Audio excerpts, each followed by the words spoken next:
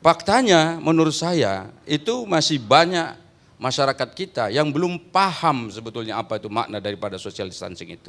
Tadi ini ada cerita, saya baca di media, itu di Transjakarta itu sempat ada keributan karena petugas Transjakarta itu mencoba mengambil jarak yang agak-agak jauh sekitar 1 meter, 1,5 meter antar calon penumpang sehingga barisannya panjang ke belakang sana. Akhirnya kan ribut. Saya dari pagi itu nggak tahu kenapa ya kalau keluar itu rasanya kok masih macet di Jakarta ini. Itu artinya kan nggak ada tuh social distancing itu. Masih tetap aja masyarakat berkerumun di mana-mana. Kebijakan belajar di rumah, kebijakan bekerja di rumah, kebijakan beribadah di rumah. Jangan sampai kebijakan ini dilihat sebagai sebuah kesempatan untuk liburan.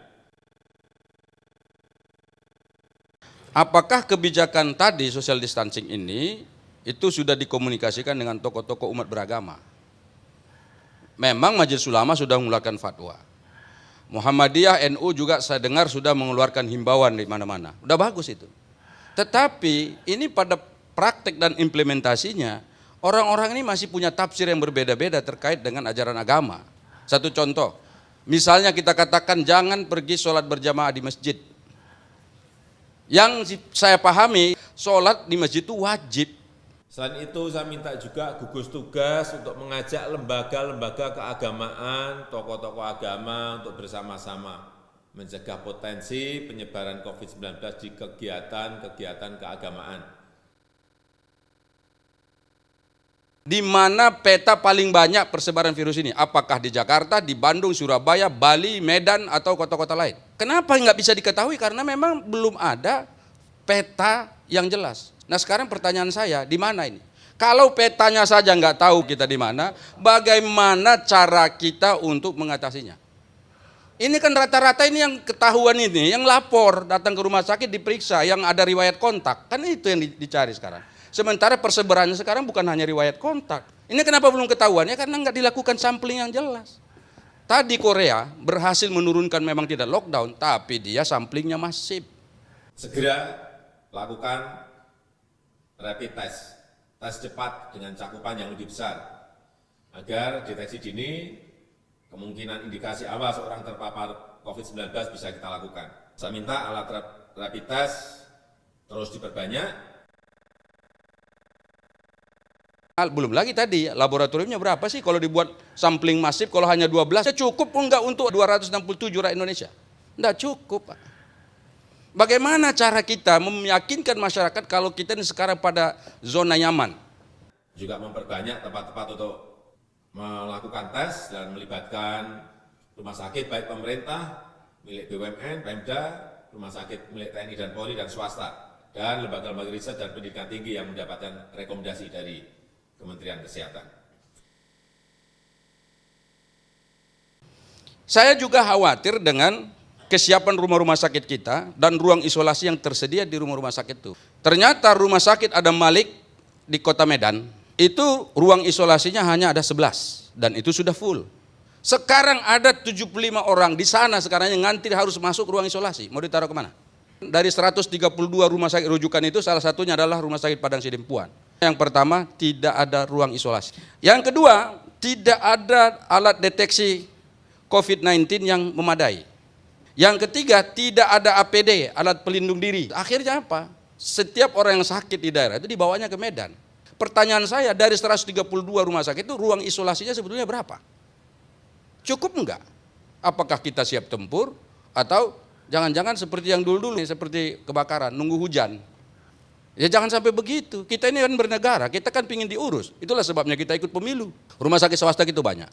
Muhammadiyah itu, Bang Karni punya rumah sakit itu di Indonesia lebih dari 500. Dan ingat bahwa rumah sakit Muhammadiyah kontribusinya besar untuk bangsa ini.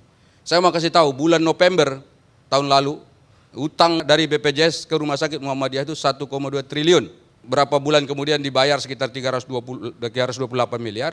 Nah sekarang masih punya utang sekitar 800 miliar lagi. Muhammadiyah tidak pernah protes. Muhammadiyah itu ingin mengabdi pada negeri ini. Tapi apakah pemerintah ingin melibatkan atau tidak? Menyiapkan rencana kontingensi kesiapan layanan rumah sakit.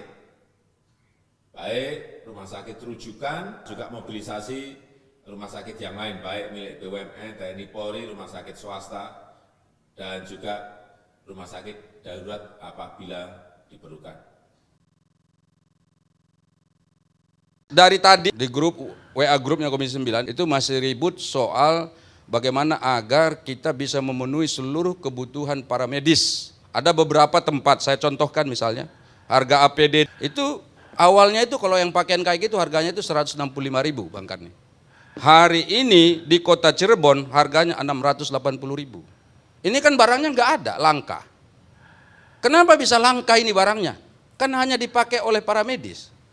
Kan mereka ini, para petugas medis kita ini adalah juru tempur kita di barisan terdepan, frontliners kita, untuk bagaimana bisa mengatasi ini.